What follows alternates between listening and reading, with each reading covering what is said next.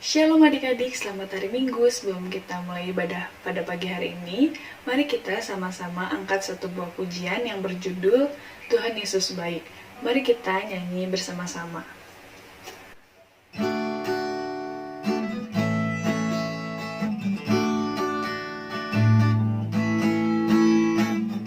Tiada berkesudahan kasih setiamu Tuhan, selalu baru rahmat-Mu bagiku.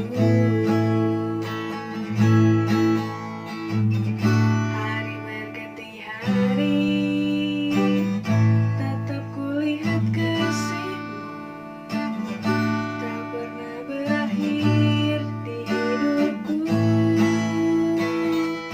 Tuhan Yesus baik, sungguh amat baik,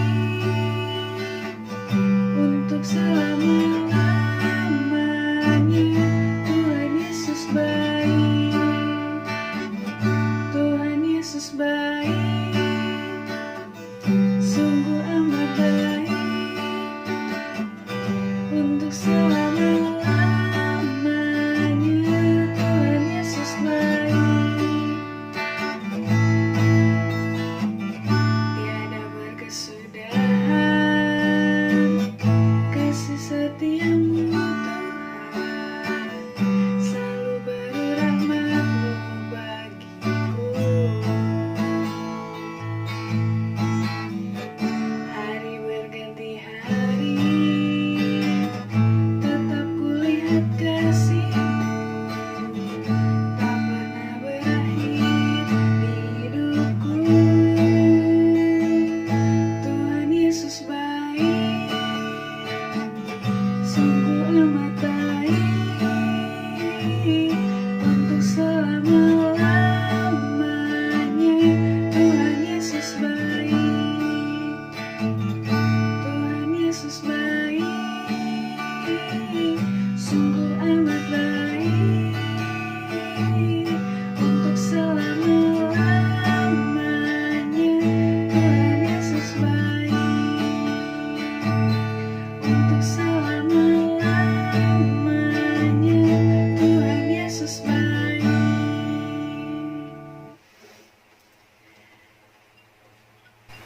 Sebelum kita mulai ibadah kita pada pagi hari ini, mari kita sama-sama bersatu dalam doa.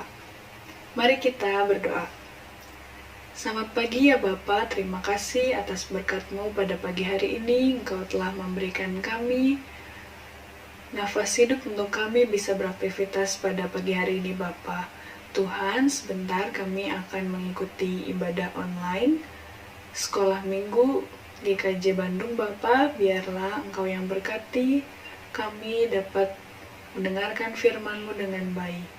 Terima kasih Tuhan, di dalam nama Tuhan Yesus, haleluya, amin. Nah adik-adik, sebelum kita mulai mendengarkan firman Tuhan, kita mau angkat satu buah pujian lagi sebelum kita menerima firman Tuhan. Kita nyanyi sama-sama ya.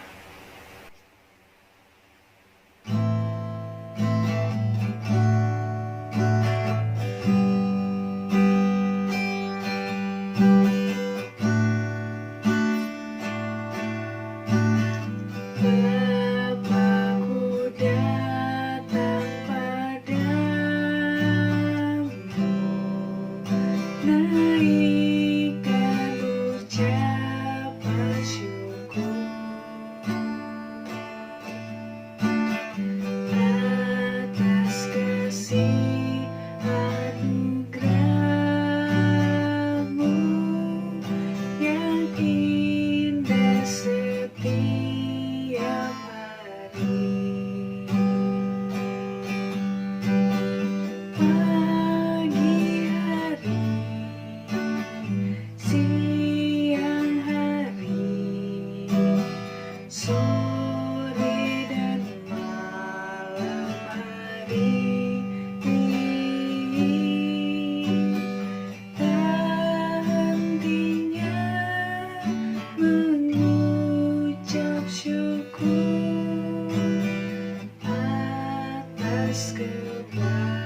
Bapa-Ku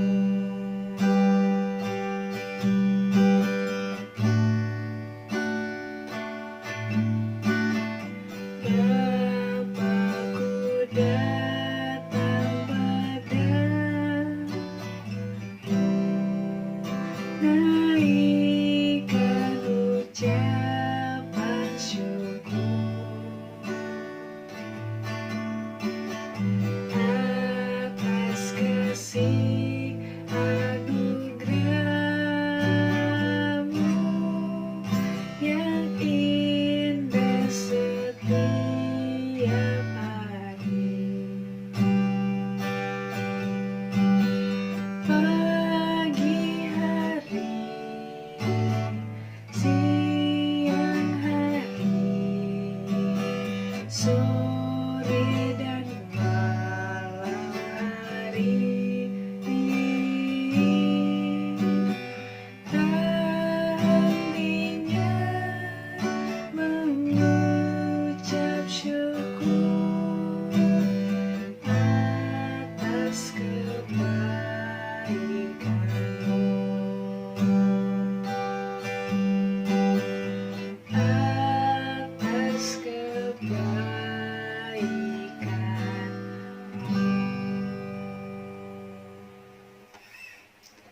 Selamat mendengarkan firman Tuhan adik-adik.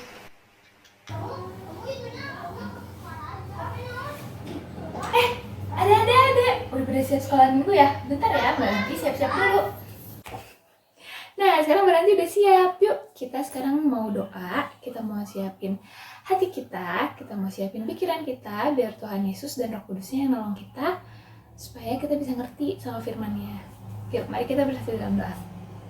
Tuhan Yesus, Bapa kami, Juru Selamat kami, terima kasih Tuhan, di pagi ini, di hari Minggu ini kami anak-anak-Mu, anak-anak sekolah minggu Gereja Kristen Jawa Bandung bisa berkumpul Tuhan, bisa bersatu hati untuk memulai ibadah kami pada hari ini. Tuhan, sebentar kami mendengarkan firman-Mu, Engkau pimpin Tuhan anak-anak dari kelas Samuel, Yahya, dan juga Daud Bapa. Berkatilah agar kami bisa mengerti dan memahami firman yang diberikan oleh guru-guru sekolah minggu. Dan berkatilah juga Tuhan untuk Roh Kudus-Mu, biarlah Roh Kudus-Mu yang memimpin kami selama ibadah ini. Dalam nama Tuhan Yesus kami berdoa dan ucapkan syukur. Haleluya, amin. Nah adik-adik, kalau minggu lalu kita udah dengerin firman tentang Raja Daud yang memberikan tahta kerajaan Israel kepada Raja Salomo. Nah sekarang kita mau dengar cerita tentang apa aja sih yang dilakukan sama Raja Salomo selama masa pemerintahannya. Jadi selama Raja Daud bertahta menjadi raja di Israel, dia sangat rindu sekali untuk memiliki sebuah bait Allah yang megah, bait Allah yang sangat luar biasa untuk dijadikan tempat ibadah untuk bangsa Israel. Dan Raja Daud ini dulu berangan-angan kalau rumah ibadahnya ini akan dibangun di Gunung Moria. Nah, gunung ini terletak di perbatasan kota Yerusalem. Namun di masa pemerintahannya Raja Daud nggak sempet nih buat bangun bait Allah karena Raja Daud waktu itu disibukkan untuk menjaga kerajaan Israel dari serangan musuh-musuhnya. Hingga akhirnya Raja Salomo lah yang melanjutkan keinginan Raja Daud ini. Nah kemudian Raja Salomo ini pengen banget bangun bait Allah karena ia mau mengucap syukur sama Tuhan dan mau mengucapkan terima kasih karena Tuhan Allah udah ngebimbing Raja Salomo dan menjadikan Raja Salomo menjadi raja yang bijaksana. Ketika keinginan untuk membangun bait Allah ini muncul, Raja Salomo mulai berpikir dari mana ya ia harus mendapatkan kayu-kayu aras yang terbaik untuk membangun bait Allah. Kemudian pikiran Salomo tertuju kepada Raja Hiram. Raja Hiram ini adalah raja dari kota Tirus. Nah, kemudian ia mengirimkan surat kepada Raja Hiram melalui anak buahnya. Engkau tahu bahwa Daud, ayahku, tidak dapat mendirikan sebuah rumah bagi nama Tuhan Allahnya, oleh karena musuh-musuhnya memerangi dia. Dan ketahuilah, aku berpikir-pikir hendak mendirikan sebuah rumah bagi nama Tuhan Allahku. Nah adik-adik, ketika Raja Hiram membaca surat dari Salomo, ia sangat bersukacita dan ia langsung membalas suratnya. Aku telah mendengar pesan yang kau suruh sampaikan kepadaku. Aku akan melakukan segala yang kau kehendaki. Sementara itu, engkau hendaknya menyediakan makanan bagi seisi istanaku.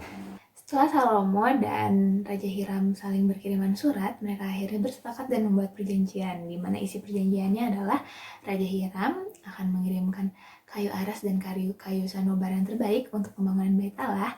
Juga Raja Salomo yang akan mengirimkan kebutuhan makanan untuk seluruh isi dari kerajaan Raja Hiram ini. Dalam persiapan pembangunan Bait Allah ini, Raja Salomo punya banyak sekali pekerja. Dia punya 30.000 orang rodi yang bekerja secara bergantian, ada 10.000 orang yang bekerja di 1 bulan pertama, kemudian nanti akan bergantian lagi. Terus dia juga, Raja Salomo punya 70.000 orang kuli dan 80.000 orang tukang pahat di pegunungan. Itu belum terhitung para mandor kepala dari Salomo yang mengepalai pekerjaan tersebut. Setelah persiapan yang banyak sekali, mulai dari pengiriman kayu-kayu aras, persiapan para tenaga kerja, akhirnya pembangunan Bait Allah ini bisa dimulai, yaitu pada tahun ke-480 sesudah orang-orang Israel keluar dari Mesir. Pada tahun ke-4 sesudah Salomo menjadi raja atas Israel. Dalam bulan Ziu, yakni bulan yang kedua, maka Salomo mulai mendirikan rumah bagi Tuhan. Bait Allah yang didirikan oleh Raja Salomo itu ada 60 hasta panjangnya dan 20 hasta lebarnya.